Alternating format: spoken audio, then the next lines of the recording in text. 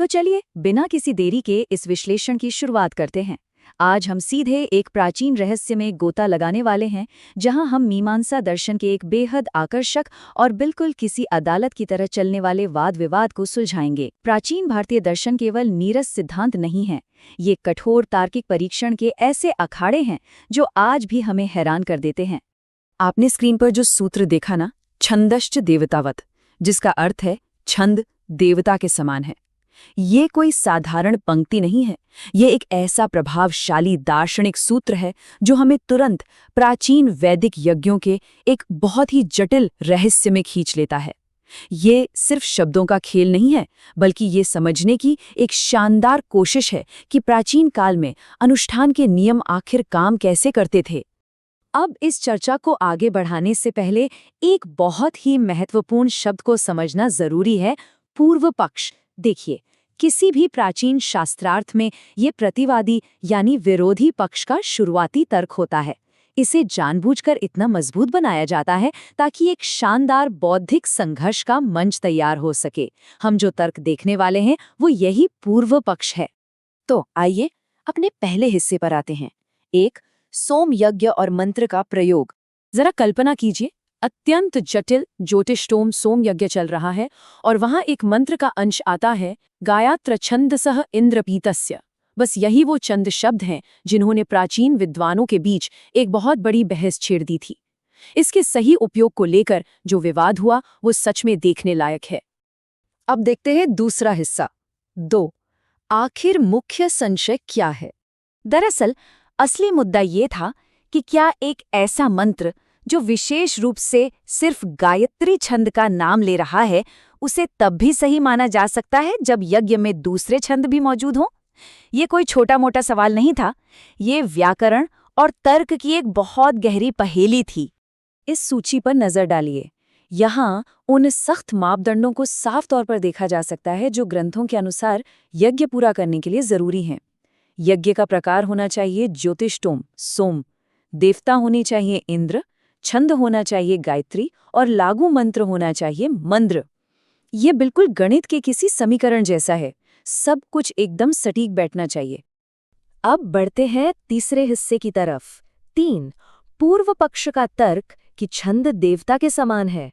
चौथा हिस्सा। 4, इंद्र और इंद्राग्नि का सादृश्य या समानता। इस नियम को और गहराई से समझने के लिए ये सटीक तुलना देखिए। शाबर भाष्य और भाष्य प्रकाश ने इसी समानता पर सबसे ज्यादा जोर दिया है। बाईं तरफ देखिए, अगर कोई मंत्र सिर्फ इंद्र देवता के लिए है और अनुष्ठान में इंद्र के साथ अग्नि भी आ जाए तो वो मंत्र अमान्य हो जाता है। ठीक उसी तरह दाईं तरफ देखिए, यही तर्क छंद पर भी लागू होता है।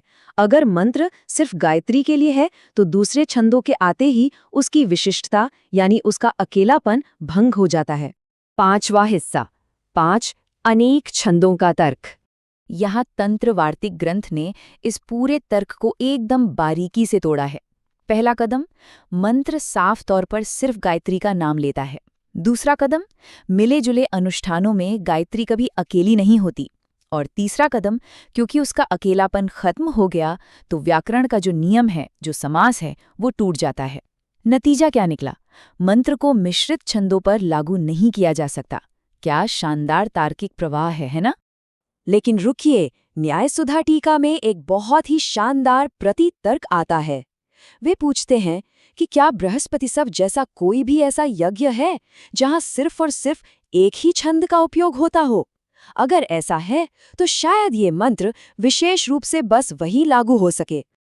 लेकिन ये अपवाद भी ज्यादा देर नहीं टिकता। यहाँ ध्यान दीजिए, कोई भी वैदिक सोम यज्ञ पूरी तरह से किसी एक छंद पर निर्भर नहीं है। बृहस्पति सव में भी सुबह के मंत्रोच्चार में दूसरे छंद आ ही जाते हैं। इसका साफ मतलब है कि गायत्री कभी भी पूरी तरह से अकेली नहीं हो सकती।